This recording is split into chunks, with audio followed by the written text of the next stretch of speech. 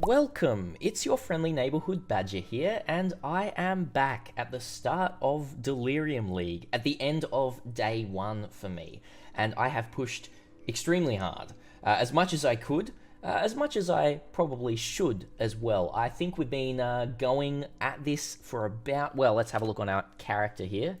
We have played for 17 hours and 17 minutes. Now, don't worry, there was 4 breaks in there where I ate food and had a little bit of a chill time, but we pushed very hard.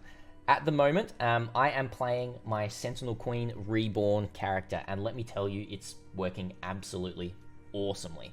We're just going to jump into a map and just show you, because there's still a lot of stuff that's kind of, you know, every now and then around the place. Let's jump into a map that we haven't done, Atoll map, and that is a magic map. We'll jump into here, and I'll just show you the gameplay a little bit, and then just talk about how the day went, because Delirium League is a very fun league. I'm really, really enjoying how this is going. As we jump into a map, we chuck some blade falls down, and we spawn our clear, which is animate weapon. We jump into the map, and then we start spinning, and we use bone offering, and we start spawning our heralds of purity on rares and everything like that. So we have, at the moment, you see 17 animate weapons up in the corner, and let's just pop this Delirium here as well in this map, and we're going to keep popping through here. So this build's been just like the old Sentinel Queen to play, really exciting, and insane boss damage, absolutely crazy. I'll show you the gear in a moment, but this is how everything is going. We'll just quickly get to the boss, we'll kill the boss, and then we'll jump out of this map. Now this is a tier 5 map at the moment, tier 5. I did get up to tier 9 on this first day, on this big push, and we are sitting at level 85, which is pretty exciting. We're going to be pushing even harder tomorrow. We're hoping to get, within 3 days, we're hoping to get to Awaken to level 8, so we're seeing what we can do here with this. Alright, let's come to the boss. Let's find this one here. We've got to watch out for his big moves, because they're going to do a lot of damage, and we did just get freezed. So, there we are, and the boss is already dead there. So as you can see, we just jump in. Oh! And a little bit of a lag from the Delirium itself. This has been happening pretty much all day. But that's how it all goes. Let's just drop this loot here, and then we'll get right out. Brilliant! So let me show you the gear as we pop out of here. So I am running pretty much just on 2 4 links at the moment, and we're still pushing with insane damage. First of all, my Herald of Purity, the main damage skill for bosses, is in a Coming Calamity, giving it +2 to the socketed Herald gems, and meaning it only reserves 45% mana. We have Herald of Purity with Death Mark, minion damage, and multi-strike. This is the best that we can have on a 4 link at the moment.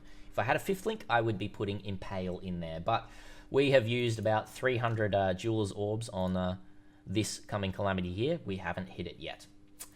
Now, we did manage to finish Uber Lab as well, and we managed to get this helmet here, which is +2 to level of socketed minion gems, 86 max life, and we enchanted it with 24% chance to create an additional animate weapon copy, which is absolutely insane. So that's a great helmet.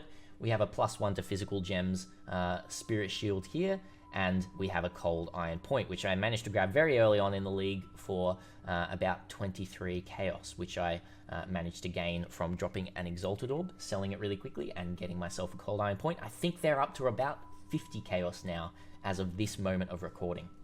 The rest of the gear is just rare, just basically life resistances, just to cap me all out. We're sitting at around about 5,000 effective health. And lastly, we'll just have a look at the passive skill tree that I've decided to kind of go along with as we're leveling here. So, as you would have seen, if you did see any of the other videos about the Sentinel Queen Reborn, we basically just follow up around here, getting all these minion damage and life.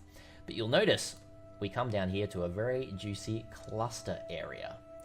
We have here a, first of all, a very nice large cluster jewel, which means that we have Call to the Slaughter allocated and Renewal allocated, and then all of these small little nodes here deal increased minion damage. So Renewal gives 10% chance to deal double damage while minions are on full life. And then we have a Call to the Slaughter with 15% increased damage, and minions created recently have 10% increased attack and cast speed, and 30% increased move speed. So this is great for our animate weapons as we spawn them at the start of maps, as well as spawning our sentinels on bosses. That's why we kill them so quickly. Then we did manage to also purchase a Pure Agony duel, meaning we have +1 to maximum numbers of Sentinels of Purity, which is absolutely insane, and also 20% increased damage.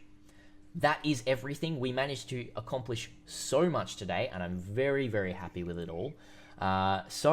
If you want to come check me out tomorrow, I'll be streaming probably in about 8 hours from when this video gets uploaded. 7 to 8 hours I'll be back on streaming, so come say hi, see how the build progresses, and see how far we can push tomorrow for day 2 of the Delirium League. Thank you so much for watching, guys. Remember to subscribe if you like the content, and I'll catch you next time. Until next time, Badger out. See you later.